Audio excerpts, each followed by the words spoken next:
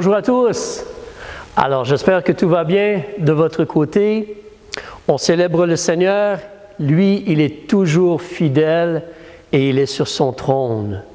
On remercie le Seigneur pour ses promesses. On remercie le Seigneur. Certainement, il entend et il répond lorsqu'on prie. Alléluia. Alors, nous parlons de la prophétie, leçon numéro 8. Leçon numéro 8.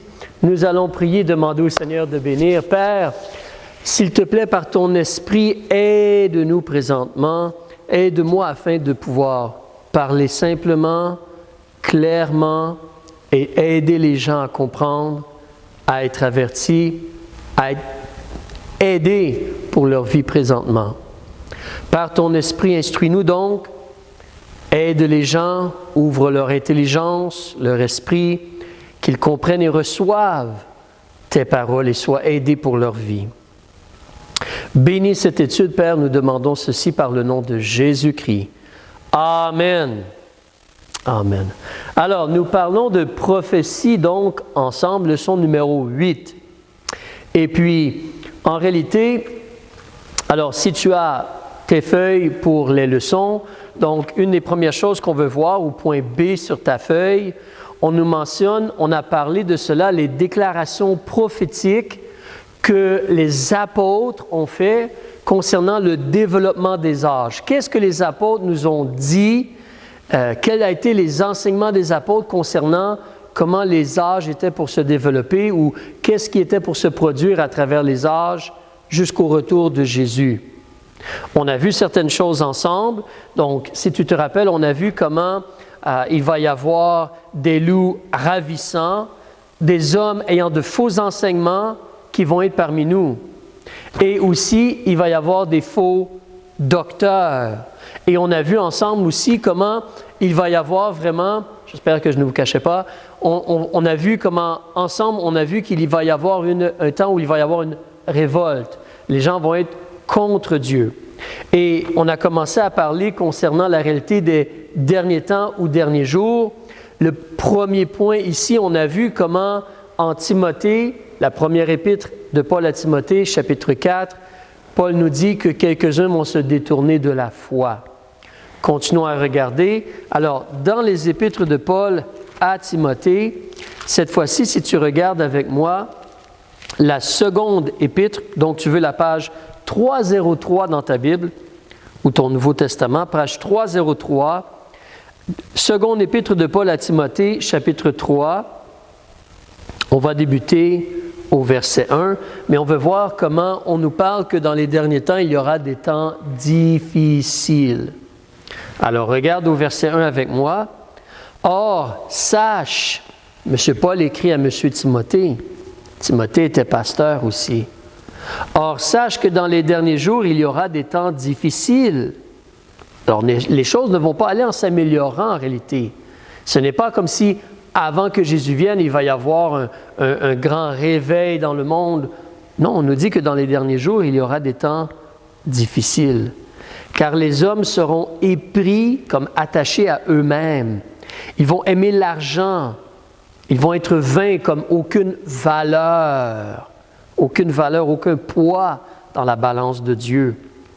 Orgueilleux, médisants, donc ils parlent mal, rebelles à père et à mère, ingrats, impies, ils ne veulent pas servir Dieu comme Dieu demande qu'on le serve, sans affection naturelle, ne s'occupant pas de leurs proches, leurs enfants ou leurs parents, on n'a pas d'affection naturelle envers ceux qui sont proches de nous, notre famille. Implacables, ça c'est un mot qui veut dire qu'on ne peut pas les apaiser.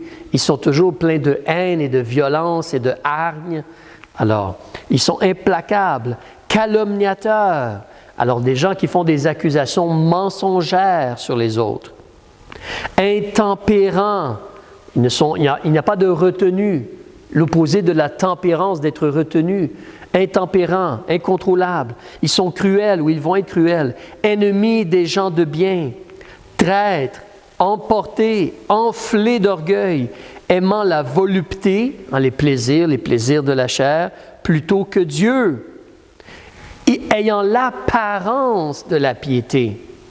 Peut-être la façon qu'il s'habille, la façon qu'il se présente, la façon qu'il parle, une apparence de piété. Mais en réalité, ils ont renié la force, ils en ont renié la vraie force de la piété. Et Paul dit à Timothée, éloigne-toi aussi de ces gens-là. Donc oui, vers la fin des temps, il va y avoir des temps difficiles, les êtres humains vont agir comme cela.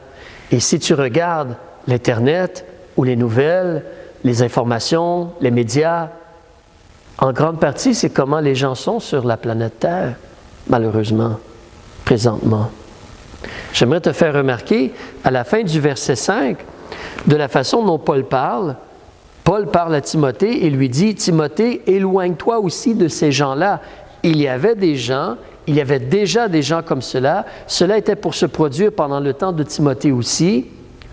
Et on le voit encore plus de nos jours, malheureusement. Mais ça, c'est comment les derniers jours, les derniers temps vont être. Si tu regardes au chapitre 4 maintenant, verset 1. « Je t'en conjure donc devant Dieu et devant le Seigneur Jésus-Christ, qui doit juger les vivants et les morts. » Ceux qui sont sauvés, ceux qui sont morts spirituellement ou sans relation avec Dieu. Il va juger lors de son apparition et de son règne. Prêche la parole, insiste en temps et hors de temps, reprend, censure, exhorte en toute patience et en instruisant. Car il viendra un temps où il va venir un temps où les hommes ne souffriront point la saine doctrine, la doctrine qui est bonne pour nous, l'enseignement qui est bon pour nous. Mais les gens à la place vont être désireux d'entendre des belles choses agréables. Ils vont s'amasser des docteurs, des enseignants, selon leur convoitise ou selon ce qu'ils désirent, ce qu'ils veulent entendre. Ils vont fermer l'oreille à la vérité. Ils vont se tourner à la place vers des fables. Des fables, c'est des histoires inventées. Ce n'est pas la vérité. Alors, on nous dit donc que les gens vont être comme cela. Les temps viennent. Alors, la phrase « il viendra un temps » au verset 3. Donc, dans les derniers temps, les hommes ne souffriront point la saine doctrine, le bon enseignement qui est vraiment bon pour notre âme et notre cœur. Une autre chose, si tu avances maintenant dans l'épître de Pierre, alors après Timothée, tu auras Hébreux, puis Jacques, et tu veux en réalité la seconde épître et le 3e chapitre. Page 336, s'il te plaît. On va parler qu'il va y avoir des moqueurs. Et le mot moqueur, ça veut dire des gens qui ils sont orgueilleux, ils s'élèvent, ils pensent qu'ils en connaissent plus que Dieu, ils se moquent de Dieu, de l'autorité, de la souveraineté de Dieu. Les moqueurs. Donc, ici, la seconde épître de Pierre, chapitre 3, page 336, s'il te plaît. On va débuter au verset 3. On nous dit, « Sachant tout d'abord ceci, qu'au dernier jour, il viendra des moqueurs qui se conduiront selon leur convoitise, dans la tentation, le mauvais désir qui est dans leur propre cœur. Ils vont dire, où est la promesse de son avènement? Tu nous dis que Jésus va revenir. Ah, ça fait longtemps que tu dis cela. Où il est? Où il est? Il ne revient pas, Jésus, ton Jésus. Alors, ils diront, où est la promesse de son avènement, de sa venue? Car depuis que nos pères sont morts, toute chose demeure comme depuis le commencement de la création. Comme s'il n'y a pas de jugement, il n'y a pas de conséquences. Verset 5. Ils ignorent volontairement ceci, c'est que les cieux furent autrefois créés par la parole de Dieu. Dieu a dit, Jésus c'est la parole de Dieu, mais Dieu a dit, la parole de Dieu, la lumière a été créée. Ensuite, les continents ou la terre, les arbres et tout cela, la lune, le soleil, ainsi de suite, les étoiles, puis l'être humain le 6e jour. Mais ils ignorent volontairement que c'est que les cieux furent autrefois créés par la parole de Dieu. Verset 5. Aussi bien que la terre tirée de l'eau et qui subsistait au moyen de l'eau. Et que ce fut par ces choses que le monde d'alors périt, submergé par l'eau. Or, les cieux et la terre d'à présent sont gardés par la même parole et réservés pour le feu au jour du jugement et de la perdition des hommes impies, qui ne veulent pas reconnaître Dieu ou servir Dieu. Mais on est averti qu'il va y avoir des moqueurs. Avançons encore un peu. Avant le livre de l'Apocalypse, tu as le livre de Jude. Tu veux la page 346, s'il te plaît. Page 346. On va regarder verset 17. Alors, on nous dit au verset 17, « Mais vous, bien-aimés, souvenez-vous des choses qui ont été prédites par les apôtres de notre Seigneur Jésus-Christ, qui vous disaient que dans les derniers temps, il y aurait des moqueurs qui marcheraient suivant leur convoitise impie. Ce sont des hommes qui se séparent eux-mêmes, des gens sensuels, ils suivent les plaisirs de la chair. Ils n'ont pas l'Esprit de Dieu, ils ne sont pas nés de nouveau. » Tu remarques ici que M. Jude, comme avertit ou prophétise un peu de la même façon que Pierre vient de le faire. Il répète ce que Pierre a dit. Donc, on voit cela. Alors, en réalité, nous avons vu ensemble comment Jésus et les apôtres nous avertissent que pendant le développement des âges, depuis donc que Jésus est mort, enseveli et ressuscité, jusqu'à ce qu'il revienne, il y aura, comme on a vu, des faux Christ, des faux prophètes, des faux docteurs, même certains, comme on a vu l'autre fois dans le livre Actes des Apôtres au chapitre 20, on a vu, certains sont même parmi nous, sont là parmi nous. C'est des faux enseignants. Ce sont des loups ravissants. Ils vont être parmi nous. Ils vont être là parmi nous, malheureusement. Et dans les derniers jours, qu'est-ce qu'il y aura? Plus qu'on s'approche du retour de Jésus, il va y avoir une révolte comme dans le monde. Rejeter Dieu et les principes de Dieu. Des gens qui vont se détourner de la foi. Jésus a dit, cela va être comme au temps de Noé et de Lot. Nous, on vient de voir, les gens vont être épris d'eux-mêmes, ennemis des gens de bien. Ils vont aimer les plaisirs sexuels, puis tout, là, comme dans le temps de Lot, la sodomie, puis ainsi de suite. Les hommes ne souffriront point le bon enseignement. Il va y avoir des moqueurs. Plus qu'on s'approche du retour de Jésus, plus que les temps vont être, où, comme je dis, nous avons des yeux et des oreilles, nous voyons, nous entendons. Cela ressemble beaucoup à ce que nous voyons de nos jours dans le monde, tristement. Mais Dieu nous a avertis concernant cela. Continuons. Maintenant, pour nous, il est important, avant de revenir en Matthieu chapitre 24, et si tu te rappelles, il y a la phrase « l'abomination de la désolation ». Mais avant d'aller plus loin, en considérant les choses prophétiques, Jésus a parlé d'Israël ou du temple qui serait détruit, pierre sur pierre renversée, tu te rappelles? Donc, nous devons parler un peu de la nation d'Israël concernant la prophétie. En réalité, on doit se rappeler que Israël, c'était le choix de Dieu. Dieu a choisi Abraham, Isaac, Jacob. Jacob a eu 12 fils, les 12 tribus d'Israël. Ils sont descendus en Égypte. Par Moïse et Aaron, Dieu les a sortis de l'Égypte et les a menés vers la terre promise, le pays de Canaan. Et Dieu, donc, ça c'était son choix, sa nation, son peuple, ils sont la lumière du monde. Et aussi, regarde avec moi, la réalité c'est qu'Israël avait, ou a, mais surtout avait, la prééminence. Ils l'ont comme perdu, on va en parler un peu maintenant, mais Israël avait la prééminence. Dans ta Bible, si tu regardes vers le début de la Bible, dans le livre de Deutéronome, le livre de Deutéronome, s'il te plaît, je m'excuse, je vais juste tourner mes notes, mais le livre de Deutéronome, alors si tu regardes au chapitre 26 avec moi, je te donne la page dans un instant, donc Deutéronome, et tu veux donc au début de la Bible, vers la page 272, excuse-moi. Page 272, s'il te plaît. 272, Deutéronome chapitre 26. On va parler du fait qu'Israël avait la prééminence, comme la première place. C'était la première des nations. Il devait être en haut et non être en bas, être la tête et non la queue. Alors, Deutéronome chapitre 26, si tu regardes au verset 17, donc Israël a fait une alliance avec Dieu lorsqu'ils sont sortis de l'Égypte. Ils ont tué des animaux, le sang a été versé. Si tu étais avec nous quand on a fait l'étude de l'Ancien Testament, peut-être tu te rappelles de cela, mais Israël a fait une alliance avec Dieu, le sang a été versé et Israël a dit « Tu es notre Dieu » à l'Éternel Dieu.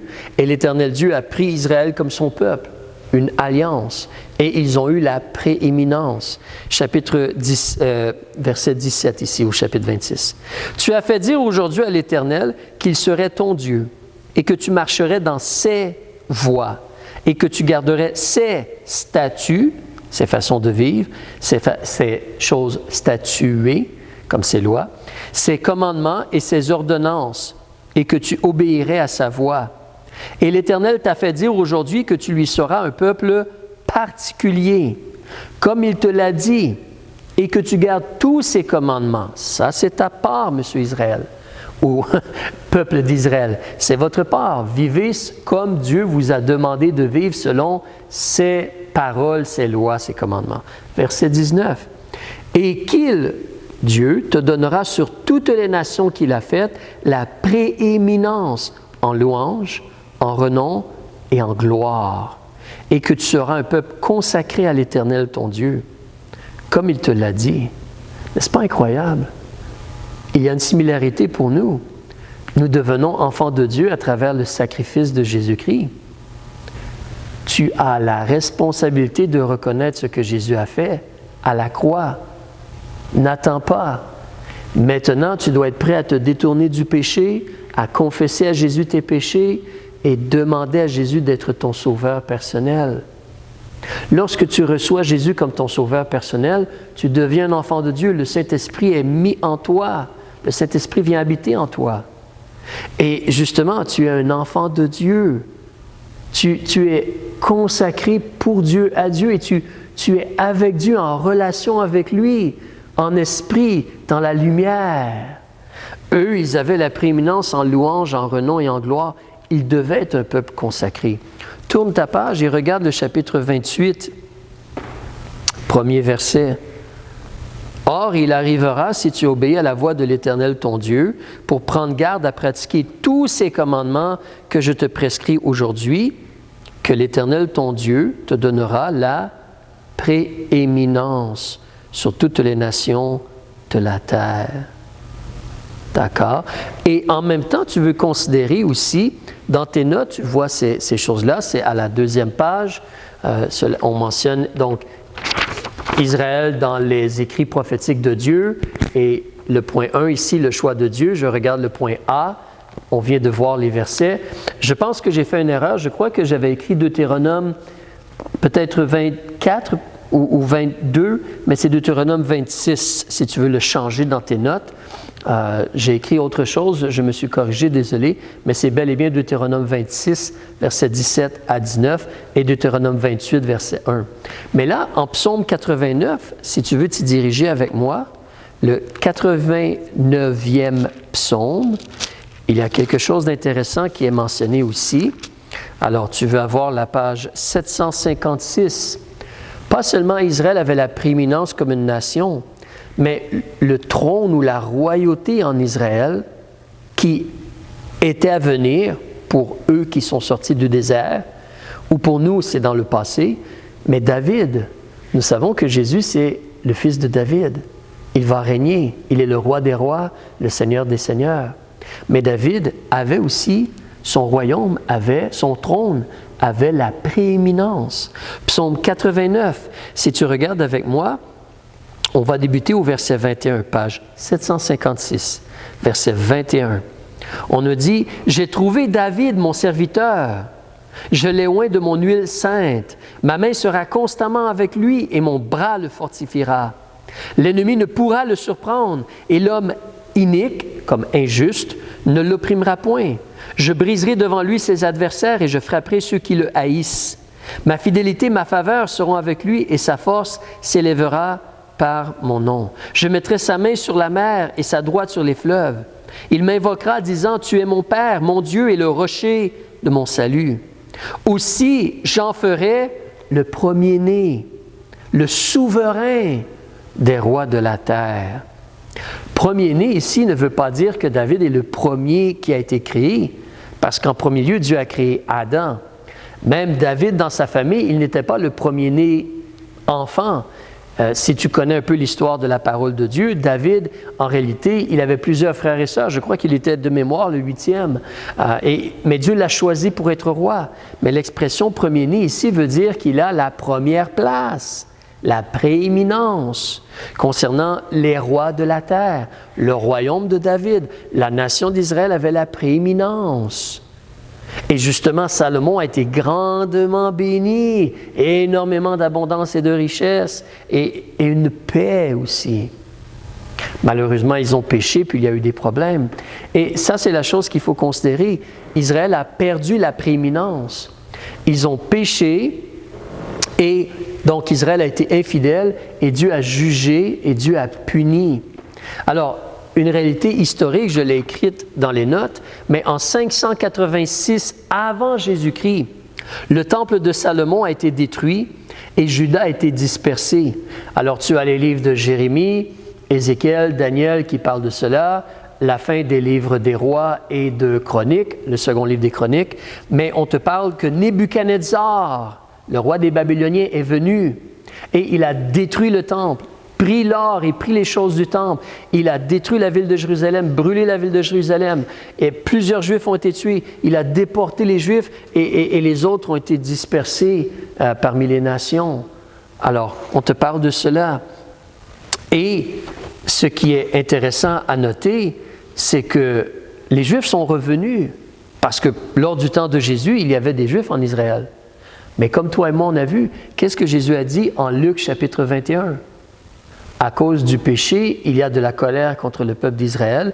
Ils ont rejeté le Messie et le royaume de Dieu passe à une autre nation, les gens qui sont nés de nouveau.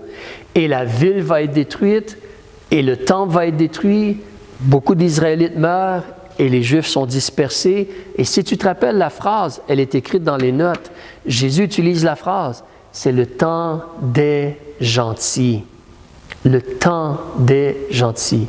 Pourquoi le temps des gentils? Parce que justement, auparavant, Israël avait la prééminence. Le Messie devait venir d'Israël et bénir toutes les nations. Mais Israël a été rebelle, a été infidèle, Dieu a jugé, Dieu a puni.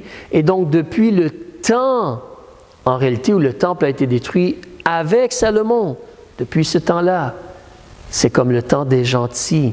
Gentils voulant dire ceux qui ne sont pas israélites. Et c'est là que tu as des prophéties dans la parole de Dieu. Et pour toi et moi, aujourd'hui, on va regarder surtout dans le livre de Daniel. Alors, sur tes notes, tu vois, c'est Daniel chapitre 2. Daniel chapitre 2. Donc, si tu veux tourner à cet endroit-là, s'il te plaît, je te donne la page. Daniel chapitre 2. Donc, toi, tu vas avoir la page 1067, s'il te plaît. 1067. Et je te reviens dans un instant, je vais te montrer ici une petite chose. Voilà, c'est fait. Alors, ça c'est mon neveu. Non, sérieusement. Alors, donc, on va parler de cela dans un instant, mais voici une image imparfaite de ce que M. Nebuchadnezzar a vu lors de son rêve, songe. Donc, ici en Daniel chapitre 2, le temps nous manquerait pour tout lire le chapitre 2. Tu peux le lire, tout le livre de Daniel, c'est un livre extrêmement intéressant. Tu peux le lire. Peut-être avant, lis tout le Nouveau Testament, puis ensuite va lire Daniel. Mais en Daniel, ici, ce qui se produit, c'est que Nebuchadnezzar, le roi, il a comme un songe, un rêve. Je crois que le mot utilisé, c'est songe, oui. Il a un songe. Il voit quelque chose. Lorsqu'il se réveille, il ne se rappelle pas ni le songe, et surtout, il cherche. Et donc, il ne se rappelle pas le songe, mais il cherche l'interprétation, il cherche à comprendre. Il fait venir tous les experts, les magiciens, les astrologues et tous ces gens-là. Évidemment, ils ne peuvent pas lui dire son rêve, ni l'interprétation, parce qu'ils ne savent pas le rêve. Et Daniel est un sage, pas un astrologue ou un magicien, mais un sage. Il sert le roi. Et Daniel, donc, demande un peu de temps. Il prie, il demande à Dieu et Dieu lui révèle. Donc, Dieu permet à Daniel d'avoir la capacité. Il connaît le rêve et va avoir l'interprétation pour le rêve aussi. On va en parler plus, mais ce qui se produit, comme j'ai mis dans les notes, c'est que Dieu révèle ce qui va arriver dans le futur. Il a révélé à Nebuchadnezzar, et puis par Daniel, il a révélé à tout le monde, et cela a été écrit dans le livre de Daniel. Donc, cela a été révélé à tout le monde. C'est là, maintenant, on peut le lire, et avant, c'était là aussi, quand le livre de Daniel a été écrit, mais cela a été révélé à tous les gens, et surtout révélé à la nation d'Israël, et à Daniel qui est israélite. Parce que si tu es un Israélite et tu sais que tu es le peuple de Dieu, que tu as la prééminence, et David, c'est le roi de Dieu, puis là, tu vois ton peuple tomber dans le péché, et tu vois ton peuple être frappé, les gens ne veulent pas se repentir, à travers Jérémie et Ézéchiel, Dieu avertit, le jugement vient, Nebuchadnezzar vient, il y a la destruction, on est déporté. Peut-être qu'on va commencer à se demander, mais qu'est-ce qui se passe? Où est Dieu? A-t-on un espoir? Que doit-on faire maintenant? Qu'est-ce qui est devant nous? Tu es peut-être très perplexe, mais Dieu a révélé. Et Dieu va faire connaître à Israël la réalité des choses futures. On va continuer. Daniel, ici, si tu regardes avec moi au chapitre 2, on va débuter au verset 28. Donc, il y a un Dieu dans les cieux qui révèle les secrets. Amen. Dieu nous aide et Dieu nous a donné sa parole pour connaître. Donc aujourd'hui, nous lisons la parole de Dieu et l'Esprit nous aide à comprendre la parole de Dieu pour l'appliquer dans notre vie. Et il n'y a plus de nouvelles révélations aujourd'hui. Mais là, ici, Dieu a encore des prophètes et des gens pour interpréter les rêves. Donc, il y a un Dieu dans les cieux qui révèle les secrets. Et il a fait connaître au roi Nebuchadnezzar ce qui doit arriver dans la suite des jours. Voici ton songe et les visions de ta tête sur ta couche. Au roi, il t'est monté des pensées sur ta couche touchant ce qui arrivera dans la suite. Et celui qui révèle les secrets t'a fait connaître ce qui arrivera dans le futur. Et ce secret m'a été révélé, non qu'il y ait en moi plus de sagesse qu'en aucun des vivants. Amen. Daniel reste humble. Mais la révélation a été faite pour que l'interprétation en soit donnée au roi et que tu connaisses les pensées de ton cœur. Humblement, j'ajouterais, maintenant, nous aussi, on peut connaître. Au roi, donc, tu regardais et tu voyais une grande statue. Alors, ici à gauche, ma droite à moi, mais à gauche de la statue, tu vois plutôt comme, peut-être de loin c'est difficile à voir, mais c'est l'étendue de l'Empire. Hein? Alors tu as la région, donc ici tu aurais la mer Méditerranée, alors et là ça c'est Babylone, ça c'est plutôt en allant comme vers l'Asie, Israël serait ici, donc là ici tu as la mer Méditerranée, tu as l'Italie ici, ça c'est un autre empire, et ensuite c'est l'Empire romain en bas ici, tu vois très bien la pote de l'Italie peut-être.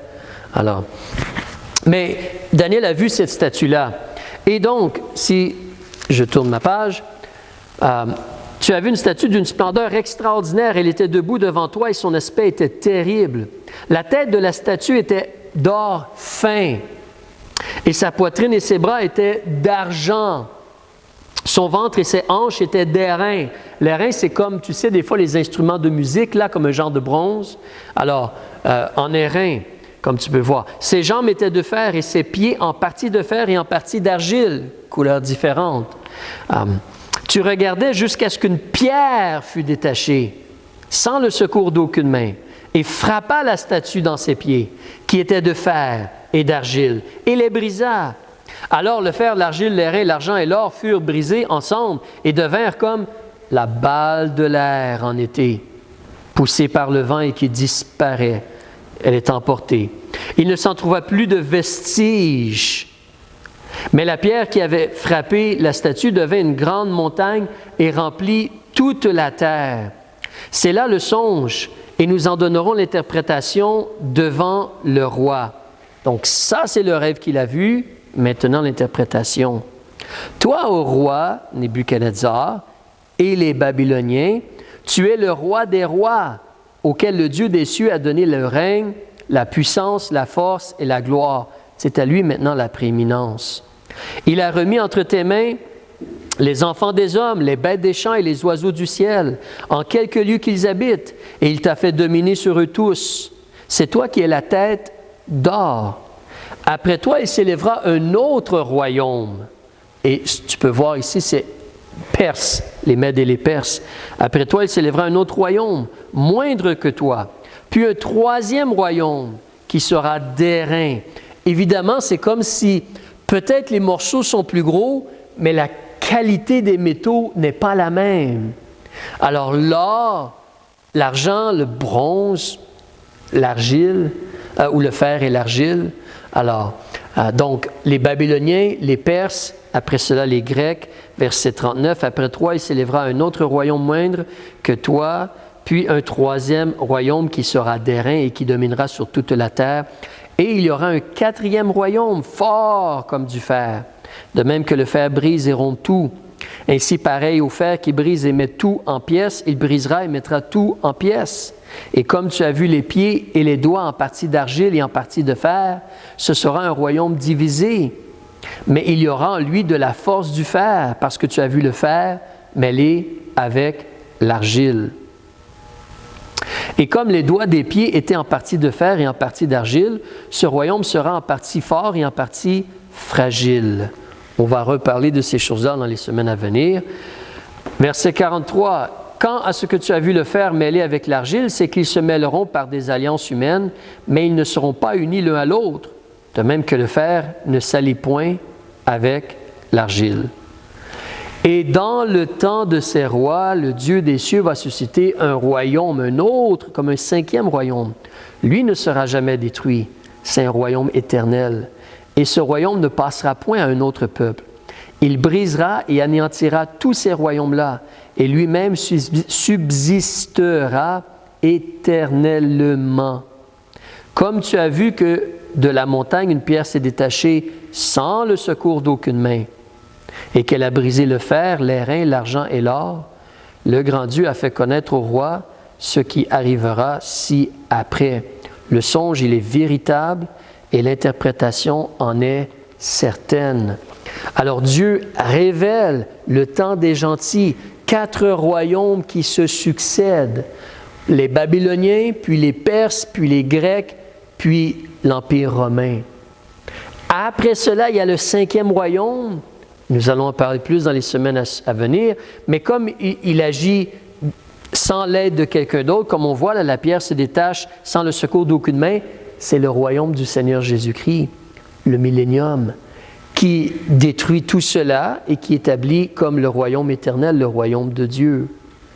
Donc, ici, on a l'information concernant qu'est-ce qui va se produire, même avant que Jésus naisse, mais depuis le temps donc de Nebuchadnezzar ici, ou en réalité autour du temps de la destruction de Jérusalem, un peu avant techniquement, et donc par la suite, eh bien, parce que Nebuchadnezzar est devenu roi, puis a eu le rêve, puis après cela, Jérusalem a été détruite. Donc, mais depuis ce temps-là jusqu'à maintenant, ce sont ces royaumes-là qui se succèdent. Je peux vous dire, comme exemple, nous sommes encore dans la partie l'Empire romain. Et après cela, il va y avoir le royaume de Jésus-Christ. On va devoir détailler plus. Je crois qu'il va falloir... il est probablement mieux qu'on arrête présentement et continue la semaine prochaine. Vous avez les notes sur votre feuille si vous voulez regarder ou lire les chapitres. Daniel chapitre 7 et Daniel chapitre 8. On va en parler la semaine prochaine. C'est pour ça qu'il y a les bêtes à côté. Parce que Nebuchadnezzar voit la statue. C'est de l'information prophétique. Mais par la suite, au chapitre 7, Daniel a un rêve. Et là, Daniel, lui, voit à la place 4 animaux. C'est la même chose, excepté que Dieu le présente différemment pour aider à mieux comprendre et donner plus d'informations. Puis ensuite, au chapitre 8, il y a un autre rêve et encore plus d'informations. Mais pour l'instant, nous, on va arrêter ici. Et je veux t'encourager donc à considérer, comme sur la feuille, tu vois la conclusion, Dieu, il a parlé. Nous, on a toutes les paroles de Dieu. Nous connaissons ce qui va se produire. Jésus va revenir, et établir son règne. Es-tu prêt pour la rencontre de Jésus-Christ? Et même si la mort vient avant, es-tu prêt pour rencontrer ton Créateur? As-tu fait la paix avec Jésus, avec Dieu? As-tu reconnu que Jésus, il est mort sur la croix pour toi, pour moi, à notre place? Nos péchés sont la raison pourquoi Jésus a été cloué sur la croix.